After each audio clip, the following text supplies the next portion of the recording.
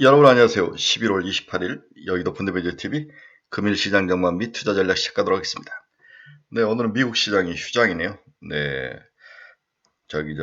추수감사절이죠. 네, 추수감사절로 오늘 휴장이고 내일도 오전장만 하고 오늘 저녁 오전장만 하고 문을 닫는데 미국이 좀 조용할 때, 미국이 휴장일 때 우리는 시장의 자체 힘으로 이제 시장이 돌아가죠.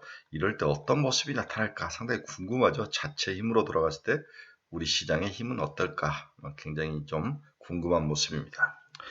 저는 개인적으로 12월에 재반등의 기대감은 확실히 있다. 재반등에 대비하자. 12월 FOMC가 지나서 금리 인하에 대한 여러 이야기들이 시장에 우호적으로 나오면 시장은 다시 재반등할 것이다. 이제 한 2주 정도 남았네요. 더 참아야 되고 그 사이에 12월 6일인가 7일까지 하는데 이번 다음 주, 그 다음 주 2주가 남아 있는 것 같아요. 다음 주 1주가 더 남아 있죠. 1주 동안은 좀 시장이 먹고 터지고 박스권에 갇힐 것이다. 12월에 FOMC가 시장 방향을 결정해주면 반등해서 올라올 것 같다. 그렇죠? 12월 FOMC 금리 인하가 매우 중요하다. 금리 인하가 안 되더라도 시장에 어떤 사인을 주는지도 봐야 될 것 같고 이게 그동안 11월에 그 혼돈에 많이 토해냈던 시장들을 어느 정도 극복해 줄 수 있는 연말 랠리와 내년 초 저는 내년 5월까지 시장은 가고 그 이후에 무조건 조심해야 된다는 게 제 생각인데 한번 우리의 기대감을 가지고 시장을 접근을 해야 되지 않을까 그런 생각을 해봅니다. 네, 금일 시장 전망 및 투자 전략 출발해 봅니다. 구독, 좋아요 많이 눌러주십시오. 네, 오늘 시장 주요 뉴스를 보면 미국은 추수감사절, 내일 오늘 저녁이죠. 미국 시장은 조기 폐장, CME 패드워치 12월 금리 인하 전망이 86.9%까지 반영 중이다. 네, 금리를 확실히 인하할 가능성. 원달러 환율이 1460원대 초반으로 낙폭을 확대했다. 원화가 강세로 갔다는 거죠.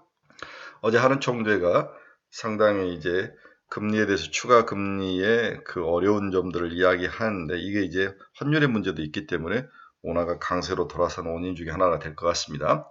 비트코인 12월 금리 인하 기대 속에 91,000달러 선을 해보겠다. 네, 상당히 everything falling, everything okay였어, everything falling이었는데 그 대표적인 게 비트코인과 이더였는데 이들이 9만 달러에서 멈추는 것은 다행이다. 12월 반등의 핵심적인 요인이다. 네. 파이낸셜 타임즈가 중국 빅테크 기업들이 동남아를 통해서 엔비디아 AI 칩을 우회로 접근하고 있다. 네, 저는 충분히 가능한 이야기라고 생각해요. 중국을 막을 방법은 없어요. 네, 미국이 중국을 막으면 막을수록 중국은 자기 자체의 역량을 키울 수밖에 없는 거고 그 거대의 인구의 그 머리 좋은 애들을 키울 수밖에 없고 더 속도를 과속화시킬 확률이 굉장히 높아 보여요. 나는 미국이 왜 저렇게 전략을 짜는지 제국주의가 저런 식으로 하면 망하죠. 네. 제국주의는 서서히 길들여서 못 빠져나가게 하는 게 제국주의인데 미국은 스스로 트럼프의 스스로 통해서 망해가고 있습니다. 저는 그렇게 보면 길게 보면 중국의 기술의 독립이라든지 기술의 속도를 오히려 트럼프 시대에 가장 빠르게 밀어주고 있는 거하고 똑같다. 쪼이면 쪼일수록 중국의 그 속성상은 더 많이 우리도 박정희 시대를 거쳐와 봤잖아요. 독재주의 국가의 가장 큰 장점 중에 하나 힘을 모아서 뭔가 목표를 세우면 꾸준히 밀어붙이는 힘이 굉장히 강하다는 거죠. 네, 벌써 랜드도 시장을 다 장악하고 올라왔듯이 중국은 미국이 다루기 나름인데 미국이 중국을 잘못 다루고 있다고 저는 그렇게 생각하는 거죠. 푸틴 다음 주 미 대표단과 회동을 한다. 종전론이다. 이렇게 되면서 미국, 러시아, 우크라이나 종전 관련주들이 올라올 것 같은데 믿을 수가 있나요? 저는 믿지 못합니다. 종전 협상 그렇게 쉽지는 않을 것이다 라고 생각을 합니다.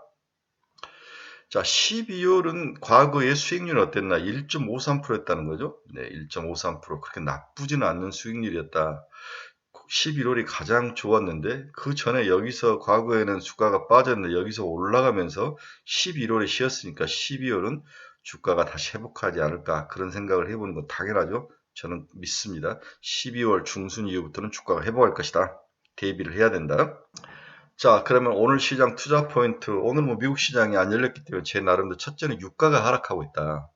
유가 하락 재료가 많아지고 있다. 유가가 하락은 굉장히 글로벌 시장에 그나마 숨을 쉴 수 있는 여유를 주고 있다. 국제 유가가 57에서 58달러 수준까지 하락했지만 추가 하락 가능성이 열려 있다. JP 모건의 경우 국제 유가가 2년 내 50% 폭락할 수 있다는 전망도 내놓고 있습니다.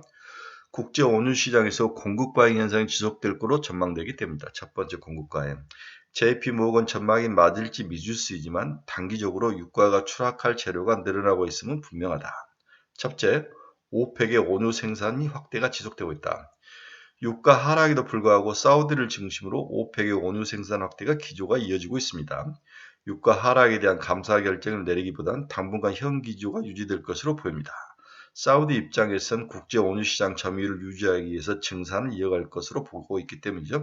둘째, 미국 내 원유가 재차 재고가 늘고 있다.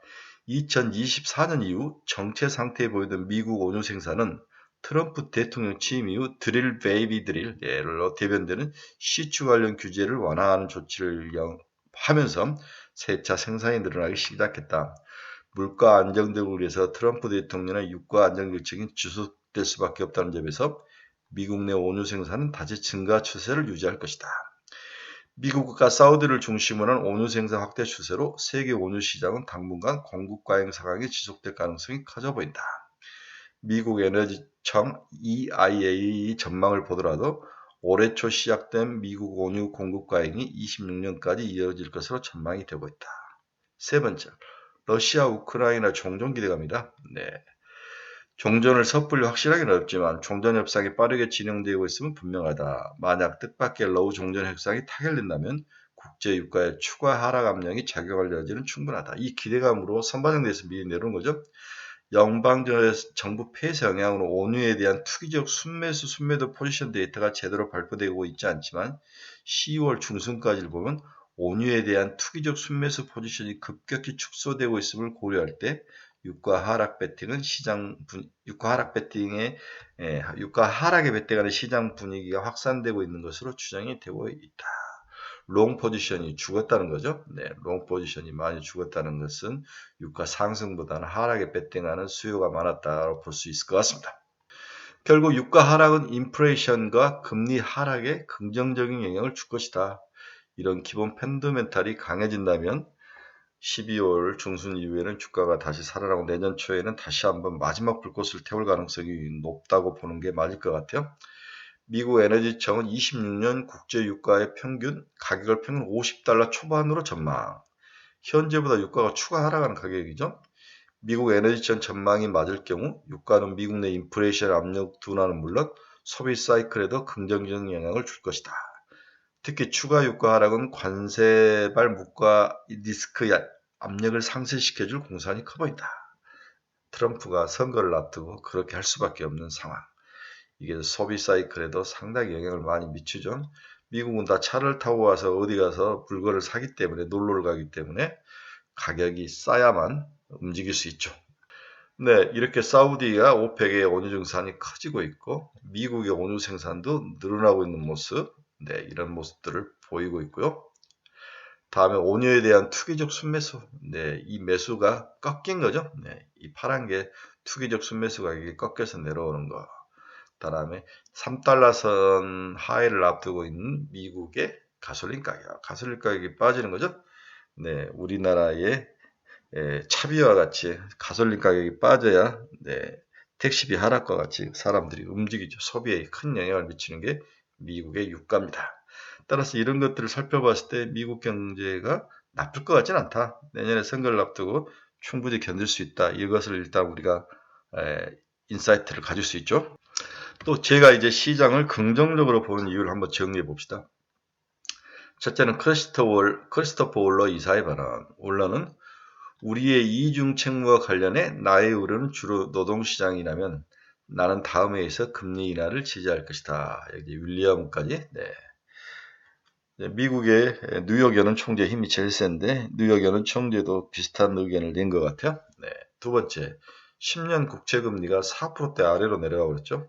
금리가 하락하는 것은 기업들에게 긍정적인 영향을 주죠. 다음 비트코인이 다시 89,000선 9만 달러를 회복을 했다. 11월 에버레스트 폴링 현상이 다소 진정된 시그널로 해석이 되고 있다. 네 번째, 여기에 AI 대장주인 엔비디아 역시 AI 버블론에 대해서 지속적으로 지적으로 반격을 하죠. FAQ라는 7장짜리 문서를 만들어서 주주들에게 보냈는데 AI 거품론을 둘러싼 10가지 의혹을 항목별로 반박하고 나서는 등 AI 버블론 확산에 적극적으로 대응을 하고 있습니다. 여기에 엔비디아의 적이기는 하지만 제미나이 3.0이 시장에서 호평을 받고 있으면서 저도 제미나이 쓰는데 아주 좋습니다. 결국은 GPU를 쓰죠. GPU를 쓰고 TPU를 일부 쓰는 거죠. 일부 쓰는 거죠. 대체일 뿐이지 GPU를 엉덩이를 밀어낼 수는 없다. 하지만 시장이라는 것은 살짝 제국이 금이 갔을 때 가장 많이 오른 거기 때문에 이런 의미로 봐야 되는 거죠. 여섯째, 이 밖에도 자동차 대출 부실 리스크 등으로 단기금융시장의 경색의 시발점이 됐던 지방은행들의 주가도 좋아지고 있다. 일곱 번째, 시장의 단기 유동성 경색의 바로미터를 해왔던 미국의 연준 스탠딩 레포. 연준의 스탠딩 레포는 뭐냐? 중앙은행이 금융기관에 유동성을 공급하기에 운영하는 상설적인 단기 대출 창구를 스탠딩 레포라는데 여기를 사용한 자가 없다는 거죠.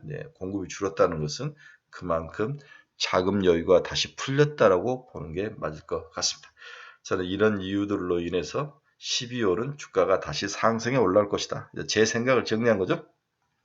네, 오늘 시장 결론 한번 봅시다.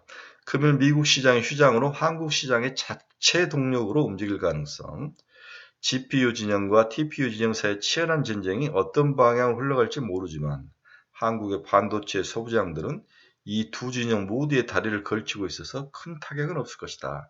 다만 급상승도 동시에 나타나지 않을 것으로 보여 박스권에 갇혀 움직일 가능성이 높아 보이죠. 여기에 어제부터 SK 하이닉스가 소폭 상승하며 바닥을 탈출하는 움직임을 보이고 있으나 매도세가 여전히 강해 쉽게 박스권을 탈출하기에는 만만치 않아 보인다. 하이닉스의 최대적은 바로 개인 양독세 가이드라인에 편입된 개인 거대 투자가들과 연말에 이익을 챙기기 위한 기관과 외국인들의 차익 매물이 가장 큰 적들이다. 따라서 이러한 것들을 해결하는 데는 시간이 좀 필요하고 이게 12월 중순까지 이어질 가능성이 커 보여 재상승에는 시간이 좀 필요할 거로 보인다. 가장 시장의 리더가 쉬고 있으면 주가는 올라가기 힘들죠. 다만 가격 측면에서는 50만원대 초반은 분할 매수 가격 수준으로 보고 꾸준히 매수하면 다시 충분히 70만원대까지는 올라갈 가능성이 있어 보인다. 물타기도 괜찮습니다. 그러면 우리의 가장 큰 고민은 시장에 연말에 무엇을 사서 넘어가야 되냐. 이제 연말에 무엇을 사서 넘어가야 되느냐. 이 질문이 이제 가장 크고 중요한 근본적인 질문이죠. 시장 전문가들은 다양한 의견을 쏟아내고 있으며 일관된 비율은 보이지 않고 있으나 우린 그래도 뭔가를 찾아야 할 과제를 안고 있다.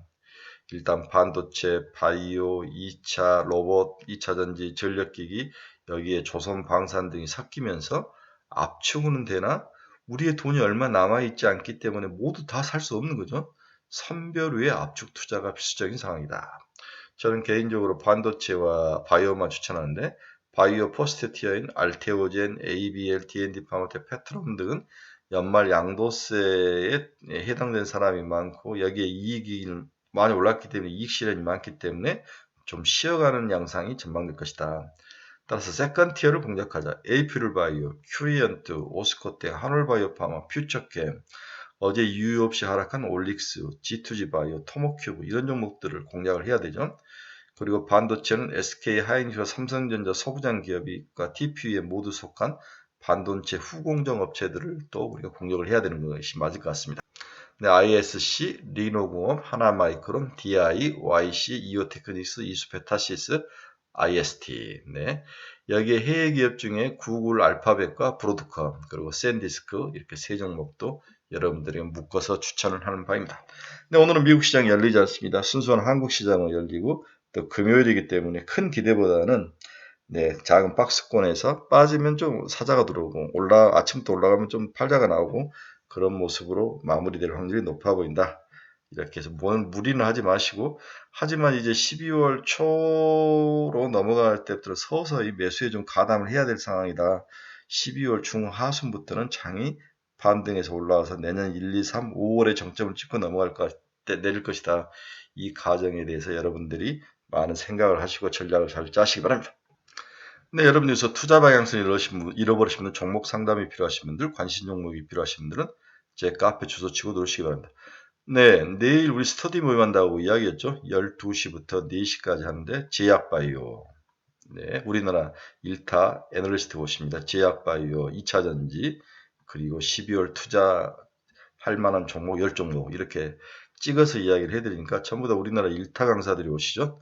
네, 여러분들 관심 있으신 분들은 많이 신청하시고 자리가 한 3자리 정도밖에 안 남았습니다. 네, 감사합니다. 즐거운 하루 되시고 즐거운 주말 되시고 저는 내일 스터디 모임에서 또 뵙도록 하겠습니다. 사랑하는 우리 친구분들 오늘도 돈들 많이 버시고 건강 유의하시고 멋진 주말 되시기 바랍니다. 여러분 감사합니다.